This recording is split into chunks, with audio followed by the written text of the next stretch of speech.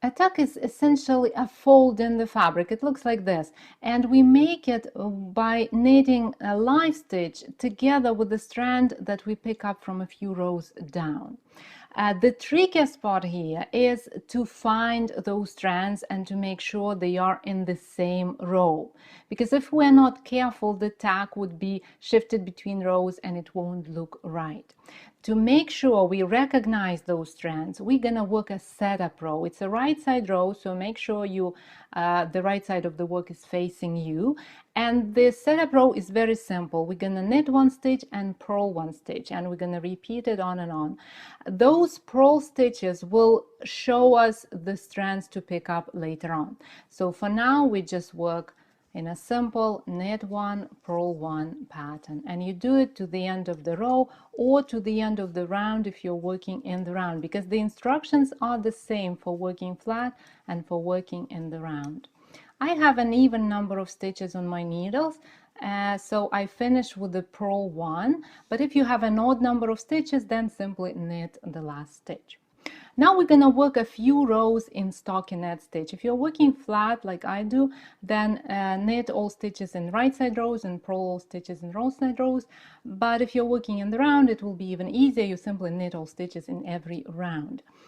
How many rows or rounds to work is up to you. The more rows or rounds you work, the more prominent the tuck will be. The more prominent, the bigger the fold will be. So I'm gonna work just three rows. So I turn my work and I'm gonna purl all stitches in this row, then knit all stitches in the next row and purl all stitches again. And these are the last stitches of my third row worked in stockinette stitch. I turn my work, and here's what I see. I see the setup row right here. It shows because of those purls. They are very visible. And then I have a few rows worked in stockinette stitch. Now it is time to turn all these rows that we worked in stockinette stitch into a neat fold, into a neat tuck fold. Here's how we do it. Knit one stitch, that's simple, right? And then when you trace the next stitch, the first stitch from the left needle, from the tip of the left needle right now, if you trace it down, you will see the purl, you will see the bump that is formed by this purl, and that's good because we're gonna need it right now. So now move the work so that you can see the wrong side of the work, and on the wrong side of the work you will see this purl as a knit. Right, it's right here. It is quite visible and kind of inviting even. So, and that knit, at the bottom of that stitch, you see the strand. So that's the strand we're going for. And it is right here on this stitch, and right here over here, and right here over there. So you clearly see these strands because of those stitches that were purled in the setup row. Now we see those stitches as knits. So what we do with those strands, we insert the tip of the left needle from the top down like this, under that strand, and then we simply knit that strand together with the stitch. So we move to the right side of the work and go into those two strands and then knit them together like this. And then you knit one stitch again. So we're gonna do it in every other stitch whenever we see that purl at the bottom of the stitch.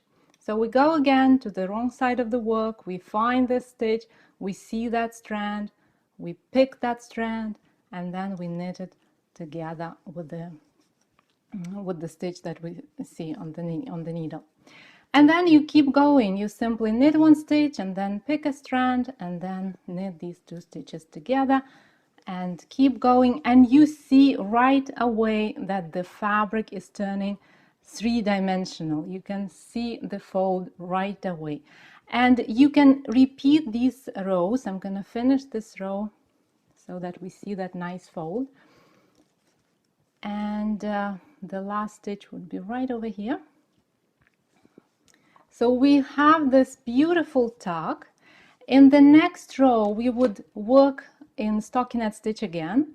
So I'm gonna turn the work and purl all stitches. If you're working in the round, it's gonna be knitting all stitches. And once you do that, the tuck is finished. So you can repeat these steps Anytime you need to add a horizontal tuck, horizontal element in your project, or you can repeat these steps several times and you will have tucks stacked on top of each other. That will look like this. So see, those tucks are stacked on top of each other and they form a really nice, quite kind of rigid, I would say, piece of fabric, which is great for borders or for just decorating something. And here's how it looks on the wrong side of the work. So not so bad really, but the right side, of course, is much better. Because we pick up strands in every other stitch, not every stitch as it is recommended in the classic way of making tucks, the width of the tuck is about the same as the width of the fabric. And that means that we can add tucks to any part of the project without making any significant changes to the pattern. To read this tutorial as a set of step-by-step photo instructions, go to tenrosday.com/simple-tucks. To download it as a PDF, join the club at tenrosday.com/club. Thank you for watching this video and have a wonderful week. I'll see you in the next tutorial.